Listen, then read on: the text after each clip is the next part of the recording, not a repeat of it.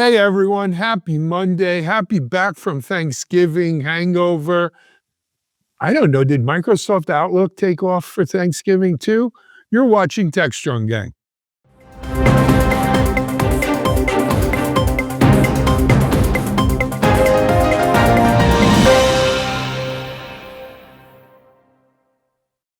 Hey everyone, it's Alan Schimmel from Techstrong. Welcome to our Monday edition of Techstrong, gang. You gotta love that Thanksgiving break. Thursday off, Friday off for most of us, Saturday, Sunday. You come back today and you're rip-roaring ready to go. Is your email platform ready to go? Can you trust it? These things always happen around holidays. It's just crazy. We're going to talk about this latest outage that kind of really hit some people really hard around the Outlook, Microsoft Outlook. With our gang members, we've got some of our core gang members, the ruling circle, if you will, governing board of the gang. Let me introduce you to them. First of all, I don't see any turkey left in his beard. He's probably cleaned up since then. It's our your chief technical officer, but also VP at Futurum. I was going to say chief technical advisor, but they changed nomenclatures there. Mitch Ashley. Hey, Mitchell, how are you? Very good. Good to be here. Happy Cyber Monday. Hope your Black Friday was, you got some good deals. So, not if you were looking for them in your Outlook mailbox, but I think you had a problem with those verification codes. Come on, Mitch, how much did they pay you to set up that one? But I think Google paid them on that. Speaking of Google, in the land of Silicon Valley, there's no one bigger than our own Jon Swartz. Hey, John, how are you? How was your Thanksgiving? It was fantastic. We had a bunch of dogs and grandkids running around at our house. It was fantastic. I thought you told me you were eating dogs. I thought you were part of those folks in, Michigan or whatever state. Don't start with that. Yeah. I'm not from Ohio. Ohio. Let's stop. That's a delicacy for Thanksgiving. Okay. Yeah. Wow. Hey, but consequential days for big tech. Outages, government lawsuits, competition, reinvent. It's all happening. Yeah. Always around the holidays. What could we do? Anyway, John, welcome and thanks. Thank you. And then joining us, I'm sure he's gotten over his first Thanksgiving back home with the family, the Vizard clan. There you go. Was it a Thanksgiving to remember, Mike? It was, but I'll confess, I'm kind of sick of the leftovers already. So I'm heading to Vegas, going to WS reInvent, and away we go. That's one of the nice things about going to someone else's house for Thanksgiving. You don't get the leftovers. Though I did buy a spiral ham and a nice big turkey breast. I got it in the freezer. We don't have leftovers.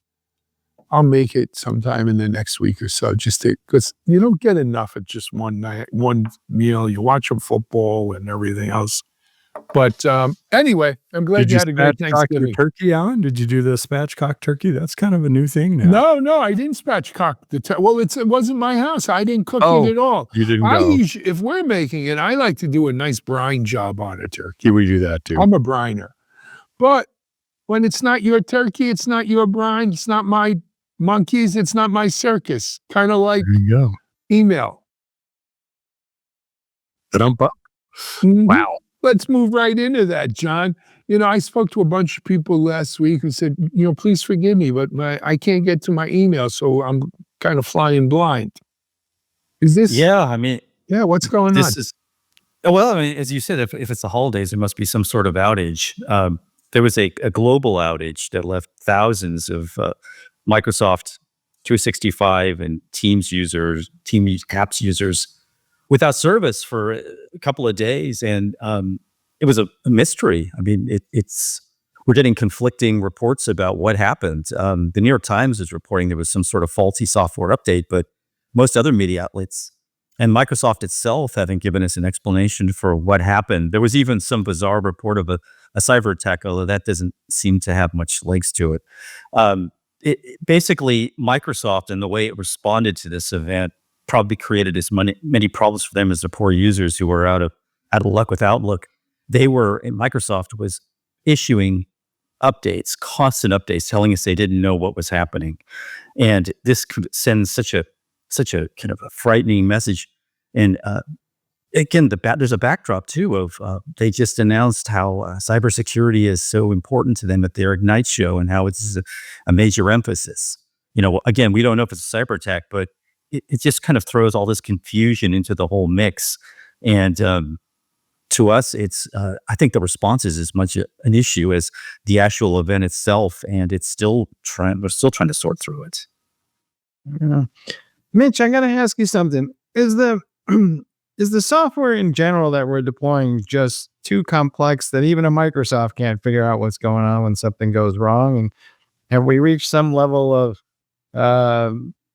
the weight of supporting all this stuff is just too high? I think it's software at very large scale. That's a lot of times what the issues are here. Is it's not one problem you have to trace down and fix it. It's a cascading set of conditions. If it was a update that caused the issue, that might have resulted in 3 or 4 different side effects, unintended consequences for it. I'm just throwing out that number. I'm not saying that was the issue. But that can send you into a lot of trails, and sometimes acting too fast because there's a lot of pressure to get the service back up. You've got customers sitting there not getting email, not getting their codes on, whatever on Black Friday. If it, depending on how things last, or how long it's around, there's a lot of pressure to get things back up and running, and it's easy to deploy something that may not actually help, but make the problem worse. I think the issue here is it true Microsoft really doesn't understand or didn't understand what the problem is? Or are they just kind of like, just hold off, folks, we'll tell you when we got time to tell you. We're trying to figure out what's going on. So what we got here is a failure to communicate. Yes. Is that what you're telling me, Mitch? I think that is. Yes. Right off the chain gang. Yes. Yeah. Uh-huh. From the boss. Well, but Mitch, you're being too kind. Your Midwestern roots are showing. I don't know. It's my good old voice. What you're really trying to say is Microsoft hiding the truth from us? And can I trust those SOBs? That is the other side of that coin, right? There's okay, is there anything going on here that they don't want to tell us until they can't avoid but tell us? Yeah. Well, until they go do a mea culpa in front of Congress again. Who's the poor bastard they send every time? Brad Smith. Brad Smith. Poor Brad's going to have to go to Congress hat in hand and say, I think we learned it's not the crime, it's the cover-up that always causes that's the it. issue. That's Richard Nixon. Well, let's not get into politics. Stop. There's also we always do, though. There's waiting for the news cycle to change, right? I mean, you're going through this if you're Microsoft and you're not hoping, but you hope something else like takes over the conversation to take the pressure off of you. So, and it's with the holiday shopping and all that's very possible. You know what a lot of people did last week? They started creating documents in a thing called Google Docs. And a lot of people started playing around with a platform that they normally would not have used. So, these things hurt because now a lot of those folks may just decide, hey, this Google thing works just fine. Look, I've come up with a multiple choice for potential causes of this, and I'm going to open a betting thing. And just like they do in presidential politics, we'll decide what the responsible or what the reason is based upon what the betting shows. Opening up is the clear favorite at 5-4 is Elon Musk. Followed closely by Kim Jong-il and his cohorts. The Google team, right? And then let's see what the public bets on, and based upon that, we'll know how it really happened, because that's how we figure things out today, it seems. Are you betting using crypto? Because that's what else do you bet with? If it's not crypto, it ain't. What? Traceability, right? I'm betting that some guy working in a Microsoft data center halfway around the plug, world kicked the router, and that was that. Yeah, like it happened at our KubeCon thing. That woman walked behind the curtain and took out our power in the middle of my AWS interview. It's the poor janitor vacuuming the floor, right? Yeah. What's this for? But guys, turning a serious eye to this for a moment, a couple of things I want to mention. When we first started moving to the cloud and into these hyperscale environments, the thought was, wow, aren't you just creating a big honeypot, right?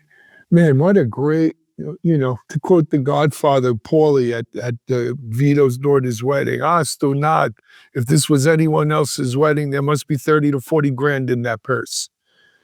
That's what you got when you got these big hyperscalers. It's a honeypot. It's a too big of a target to leave alone. They're constantly going for it. Now, the counter to that argument is, yes, it is, but we also put hundreds of times the resources into protecting it, making it bulletproof, making it more scalable, making it redundant, making it not crashable than you would by yourself if you were running Exchange Server in your closet. That's the truth, right? And there's always been that. And it still is, anytime there's a cloud outage, there's, whether it's a security incident or just pure poor software or poor updates. It would be a bitch if it was a bad update in the Windows kernel or something. I mean, I feel bad for Microsoft for a very, very millisecond, but for an Android, that's an eternity.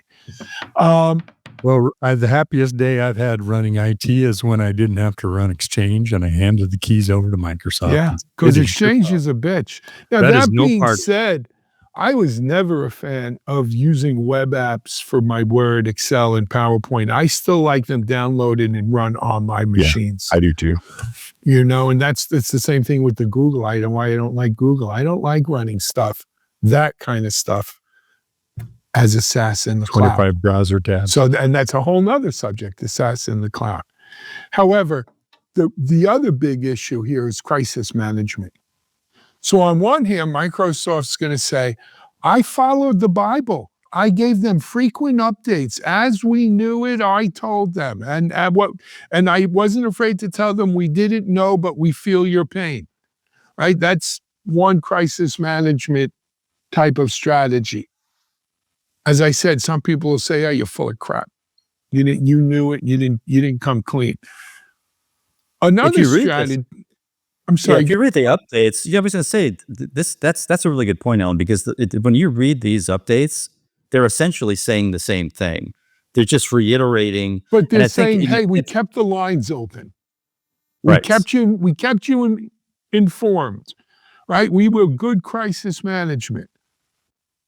On the other hand, I think it was crappy crisis management, because at some point there's an argument to be made is if you got nothing to say, don't say it, or find out, give me something. Hey, we're not sure what it is, but we're rebooting everything and we're restoring from a backup and it should be up, in 24 hours and 36 hours and whatever it is.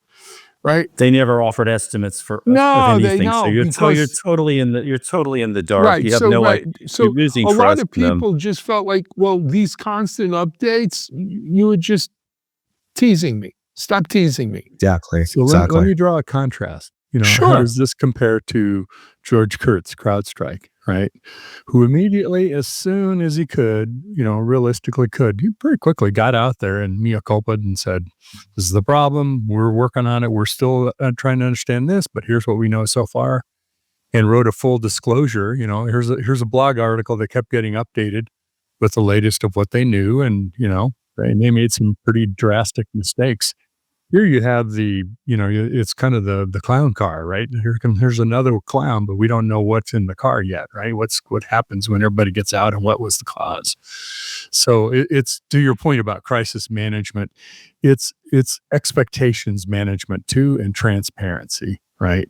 It's not just sending out communications. The thing I also wonder about is if it was cyber, or how much of it was cyber, there's a 4-day disclosure requirement now with the SEC to report, a material, obviously this is a material impact from cyber. So does that sort of obfuscation of we don't know, but we'll tell you more later multiple times? I'm not saying they're hiding anything. I'm just saying just not effective communications.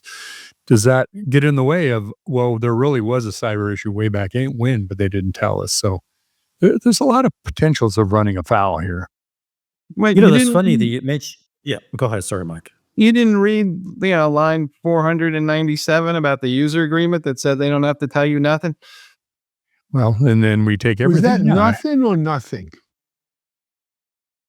Does the And G an matter? apostrophe. Was there a G at the end of that, or have you been in New York too long already? No, he's an R at it. R at the end. Nothing. Nothing. I ain't telling you nothing. We got to tell you nothing. Nothing. I don't got to. I know my rights, copper. I don't got to tell you nothing. Not the customers. Nothing. Use Well, guys. Use guys don't get nothing. It's nothing. You guys don't get nothing.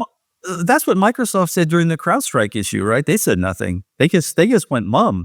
The other thing too is, I mean, we talked about another outage But recently. behind the scenes, John, they said, Brad, grab your hat, head to Washington. Oh God, yeah. Oh, stop. Yeah, I know.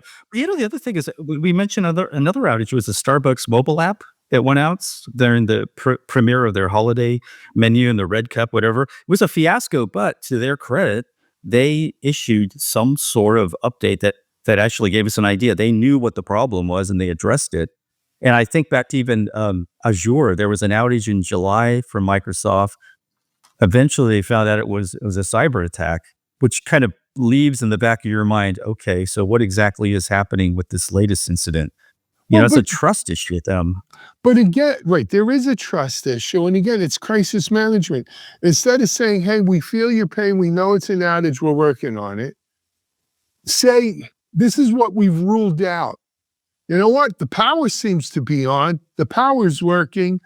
The temperature of the servers are all within range. We're continuing down our checklist here of outage checklist, and we'll keep you posted on the progress. And then give them 3 or 4 things on the outage checklist that you checked. So at least, an empty, hollow message of, we feel your pain, we're not sure what's going on, over and over again, is worse than no message at all, is, I guess, the point I'm making from a crisis handling this. One other comment, I feel like every time Brad goes to Washington, it's like someone else goes out to clean in the show silo. They leave the silo. They're like, okay, see you later. And they crater on the hill. Yep. That's a tough job. It's a bad job. I don't even know if he needs to go to Washington, because I watched him go several times now, and it's the same speech. So they could just send a little AI avatar that says, an agent. We call it an agent. Agent Brad. Hi, I'm Brad's agent. Let's just pretend we had this meeting because we all know the outcome. Anyway, all kidding aside, if you were one of the people out there who were affected, it's no joke to you. And we're sorry to hear it. Luckily, we here at Techstrong were not affected. Mitchell has engineered our own mail and document solution as part of our Crackerjack IT team. And they are chiseling on rocks right now, trying to write the next story for DevOps.com. Moving that next block over next to the pyramid. We got it gone. It's coming. Yeah, I think you just hired some guy named Gutenberg or something, but whatever. Yeah, I'll mimeograph that and send it to you. Mimeograph. In the mail. I love the smell of the mimeograph. Who remembers the mimeograph machine smell? Man, it's a great smell. It was probably toxic as all hell, akin to sniffing glue or something. But that and the overhead projector writing on it with I think a few billion brain cells went missing because of those. So obviously Thanksgiving has had an effect on our productivity here, guys. Let's get back on board. Let's take a quick break. Let's take a quick break, put on our work clothes, come back, and we'll discuss our next topic, which is what's going on with the Google and DOJ conflict. Is there a conflict? You're watching Techstrong, gang. Cloud Native Now is the web's leading resource for the growing cloud native ecosystem. CloudNativeNow.com is your destination for news, thought leadership, features, and webinars on cloud-native architecture, Kubernetes, serverless, cloud-native application development, microservices, service mesh, cloud-native security, and more. Stay on the cutting edge of modern application development at Cloud Native Now.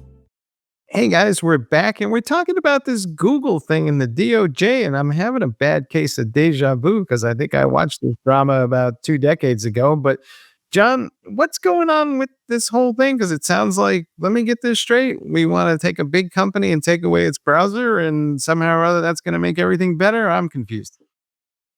Yeah, I'm confused too. This is kind of like a takeoff of the mystery of Microsoft, which you just talked about. So the Justice Department has made this request that after they beat Google in court, that they want to sell, they want Google to sell its Chrome browser and potentially its Android mobile operating system.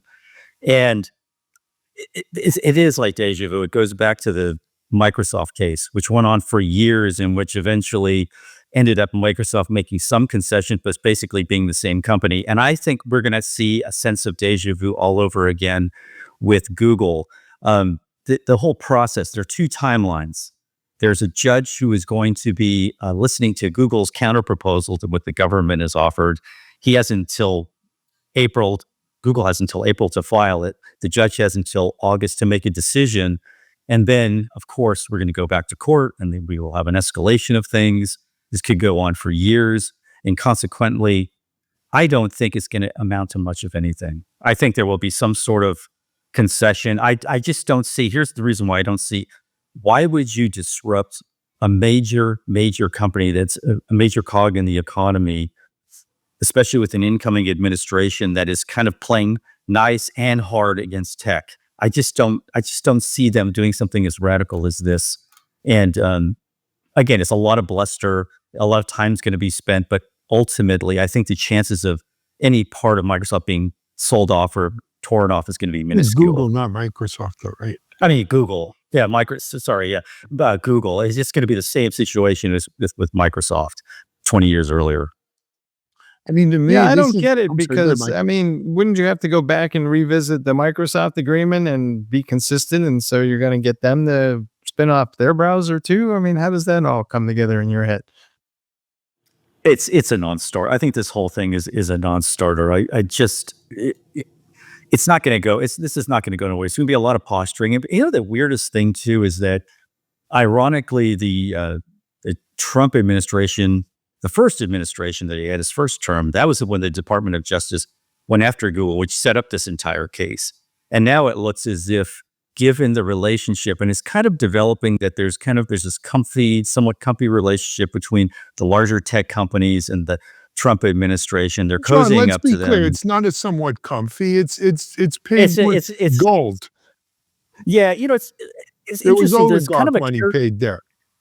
Yeah, exactly. We talked about this last week. It is an oligarchy, and the weird thing, though, is kind of a carrot and a stick strategy, though, where there are threats, overt threats that really will not lead to anything. And so therefore you get the tech executives to cow down to you and do what you're bidding. It's like, for instance, we could even talk about the tariffs. We won't, but you talk about the tariffs, and they're going to be exemptions for tech companies, I'm sure. So here we have this whole situation where these guys are going to serve the administration in a certain way. They're going to play nice with the administration. And I think Google will be part of that. And I think this whole case is just going to go on for years, and eventually it leads to nothing. So I've got some views on this. So first of all, let's be really clear. The only thing this administration cares about from big tech is the free speech issue, so we can turn everything into the cesspool that Twitter is. Right? They could give a flying what about whether Google monopolizes search or not, as long as there's free speech and they could put forth and spew, number one.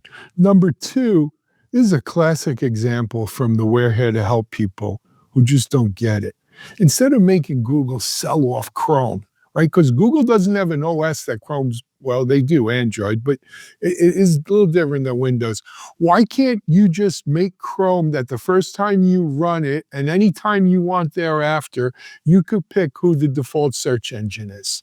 And if it's not Google and it's Bing or it's DuckGo or it's whatever the next search here that you want, an OpenAI search or something, and you don't use Google search, problem solved. Problem solved. What's so hard about that? Like, what did they not think of that? Is there something I'm not seeing? right? Because if the idea is that Chrome is inflicting Google search on people, why not just disjoin the search from the browser and give people a choice of search engines, and you're done. Instead of all this, who are we going to sell Google Chrome to? The people who own TikTok. I don't think this is behind. I mean, I agree with what you're saying, Alan. We've been down this road before, and there was a whole lot of money spent for a pretty basic solution. Now we have, Edge is the solution to Chrome in this problem. What I wonder about this is the timing of it is now such that if that was the outcome, okay, just make it easy for the user to choose what they're going to use for the search engine.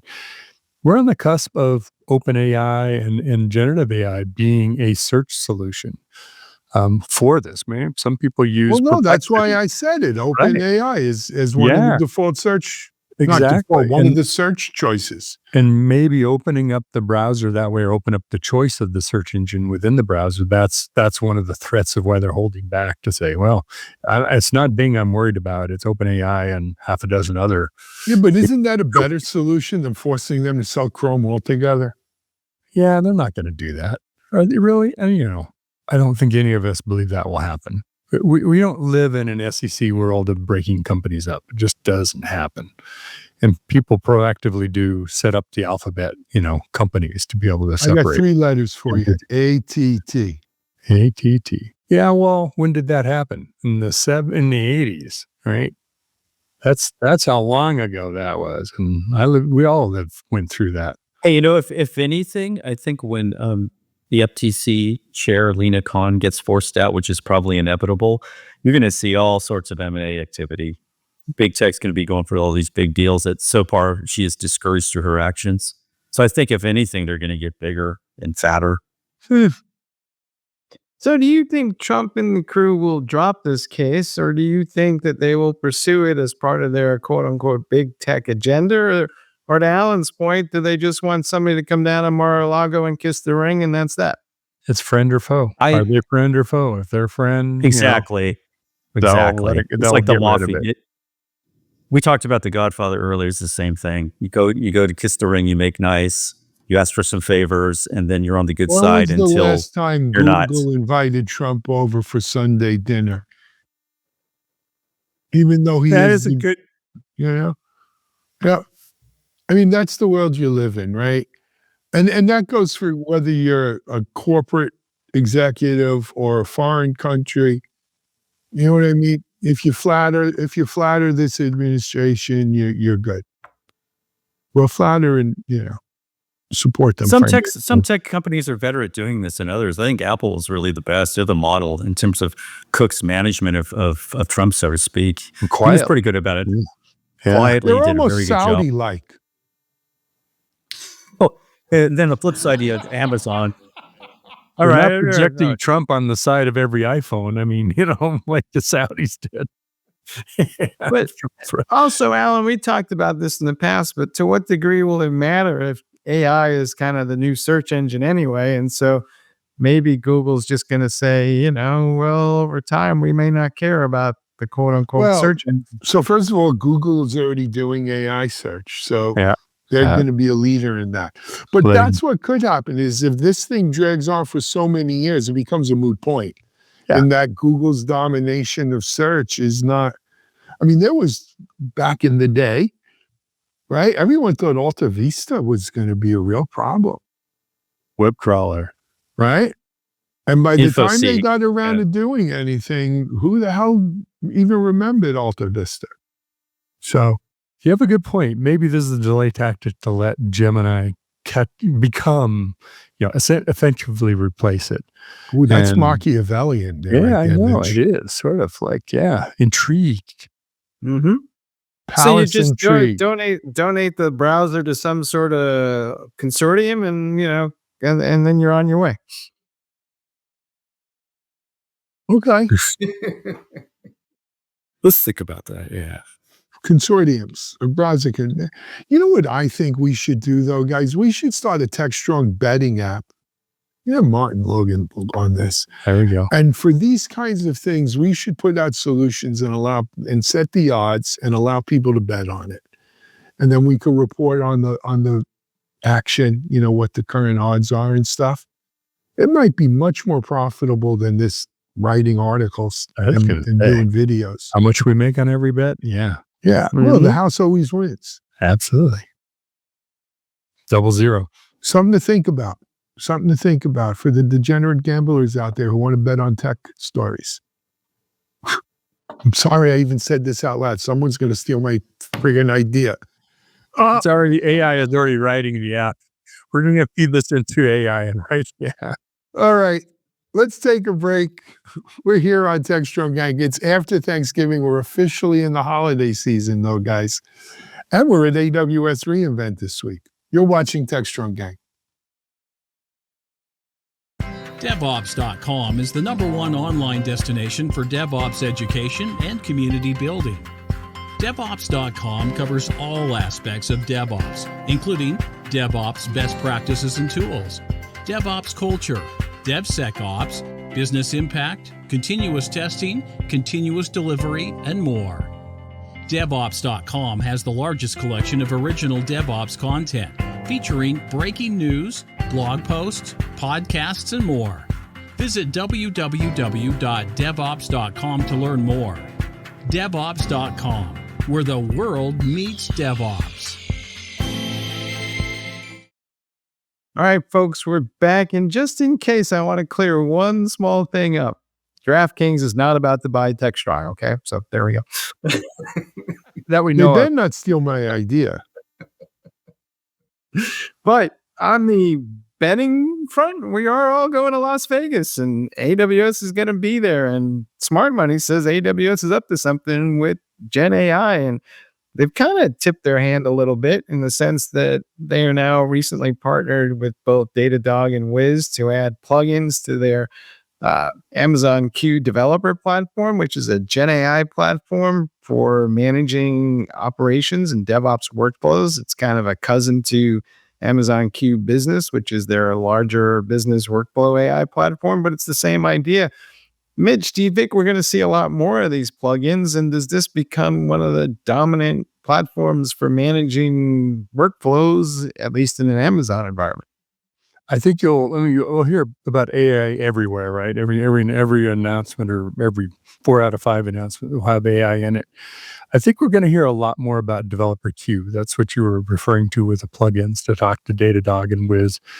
And we're in the era of people realize that you're not going to stay in a self-contained world of Amazon or Azure or Microsoft or whatever cloud, Oracle, et cetera, Google, is that data lives in multiple places. There's services in other clouds.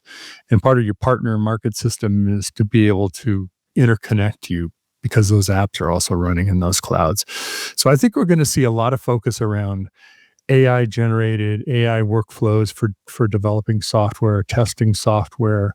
I'm not disclosing anything I know ahead of time. So don't take it that way. But I think my point being, I think we're going to see more focusing on the development of software, not just AI capabilities in software. Fair. I don't disagree with that one, Mitch. It's probably even odds. Did you check our betting app? How are we doing? No, but I'm thinking about, my mind's racing as we're doing this. I got an idea. We'll talk afterwards. This is happening. Okay. Oh my God. Your mind's always racing, Alan. Yeah, I know, but Alan, this week you're going to be over at the Win doing some interviews. So what's going on? Yes, we will be live at AWS. We'll actually be broadcasting the entire Tuesday through Thursday there.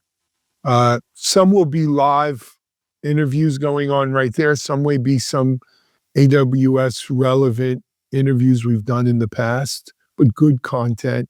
So if you want to keep up on what's going on in AWS, do log in here at Techstrong TV.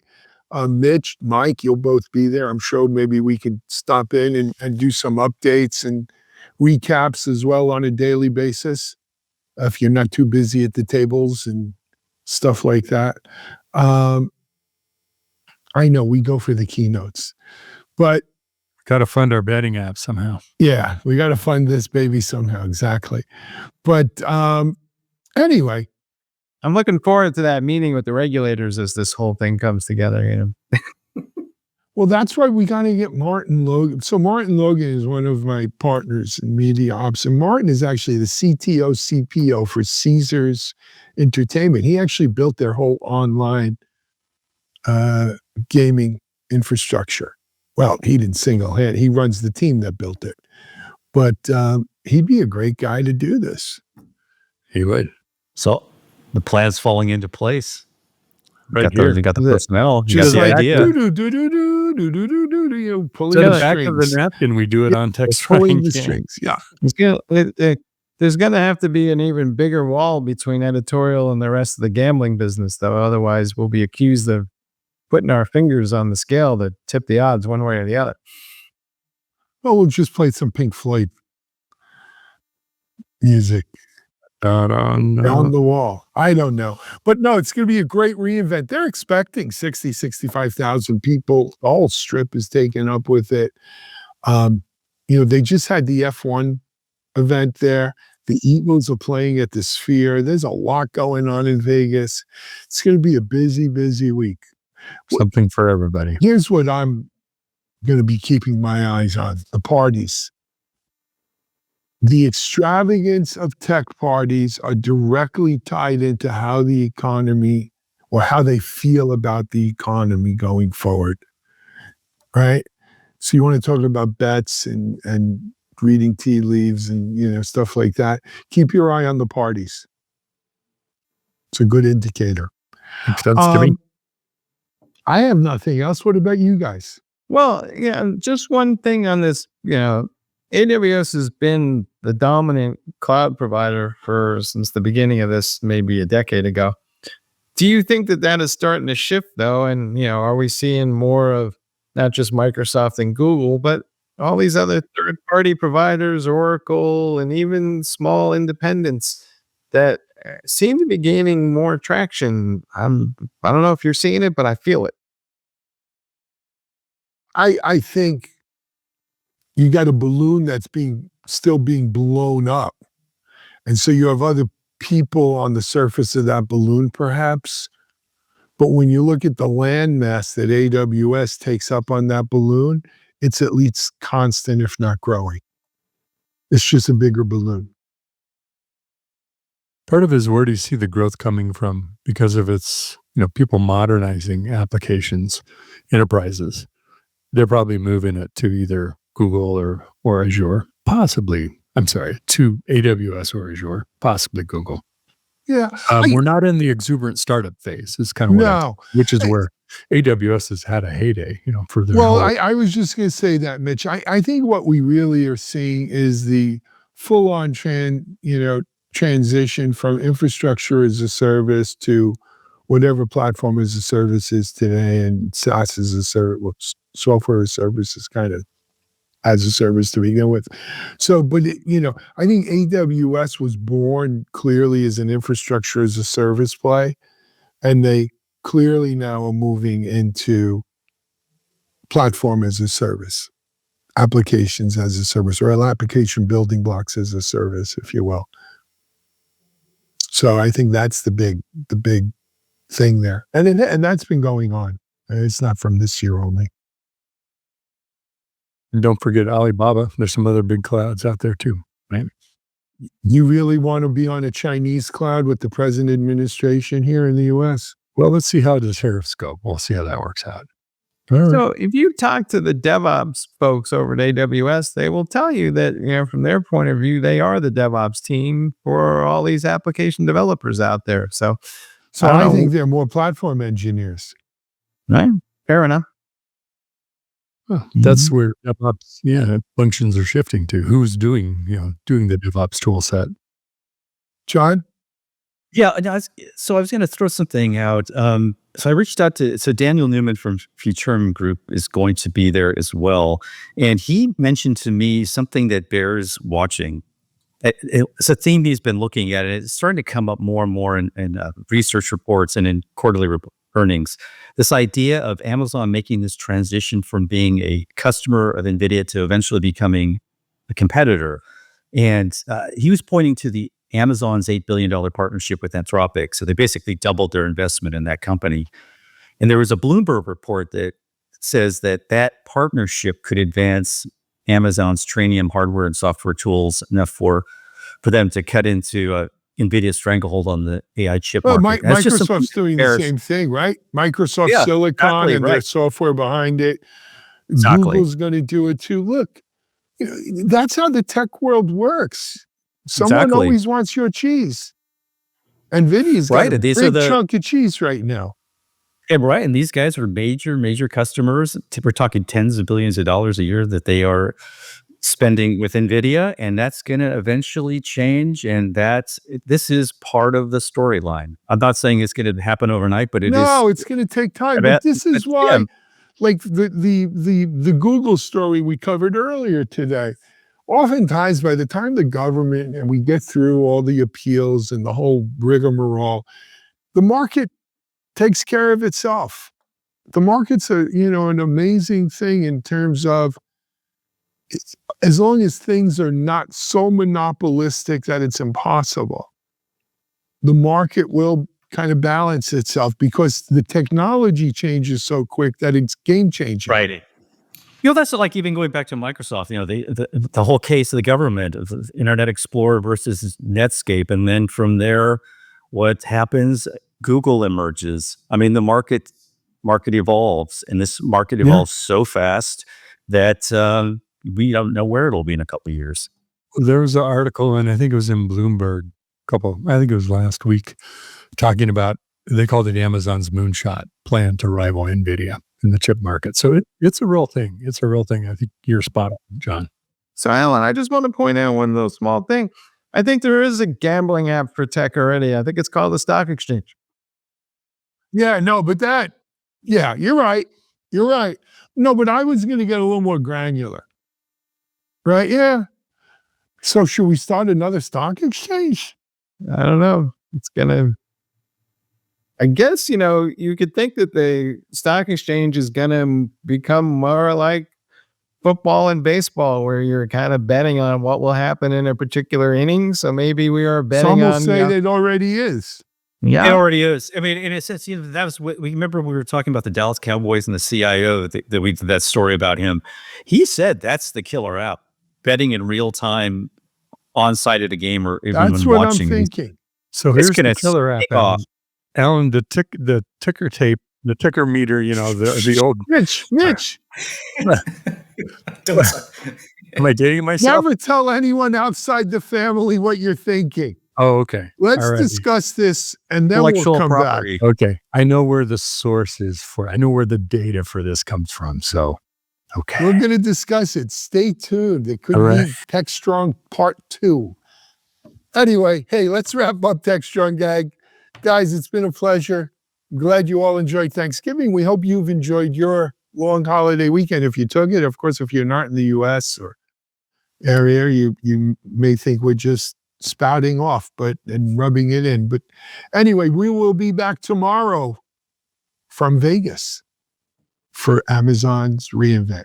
Until then, this is Alan Schimmel for Techstrong Gang, everyone. Have a great day.